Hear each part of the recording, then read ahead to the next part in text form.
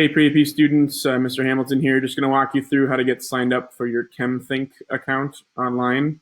The link to get to this page is right below this video on the page in Schoology. So once you're done watching, you can just click on that link and it'll bring you right to this page.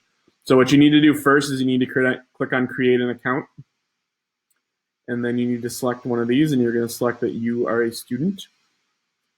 Now, you need a class code to sign up or to join my class. The class codes are on this page right below this video as well. So once you're done here, look for your class code. It is by hour, so make sure you choose the class code that goes with your correct hour. Okay.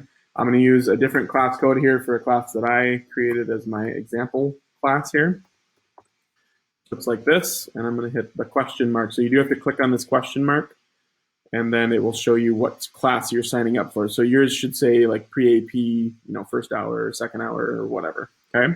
You do have to fill in the student ID. You can just put up whatever you want in there. If you want to just put 1, 2, 3, 4, 5, that's fine. The student ID really doesn't matter, but you do have to put something in there or it won't let you sign up, okay? You're gonna put your first name in. I'm gonna create a fake student here, so I'm just gonna do this. So you'll put your normal first name and last name, and then your email address. I'm going to use fakestudent3 at isd728.org. So you should use your school account, your normal email address that you would use for school. Okay. You do need to, again, click this question mark after putting that in, and it needs to say email address available, which it should. Once you have the blue check mark, you're good to go. Okay. Then you're going to go over here and create a username. If I were you, I would just use your first and last name. Continuous. So for instance, fake student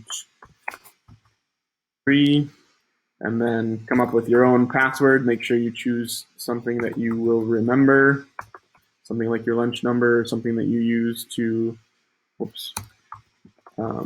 that you use to get into your Chromebook or something like that, okay? You do also need to click this question mark again as well to make sure that the username is available, and it is. So then now I can click on this Create an Account button. So I'm going to do that. And now it says User Account Created. Click anywhere to log in. So you can literally click anywhere on this screen, and it will take you back to the login page. So now you can enter your login information right here.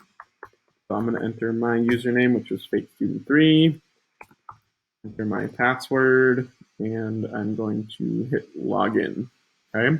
Now, when you log in, it's going to take you to one of the tutorials, which this one just happens to be covalent bonding, which we're not doing right now. We will do this later. But one thing you're going to need to do every time you log in is just always look for the main menu.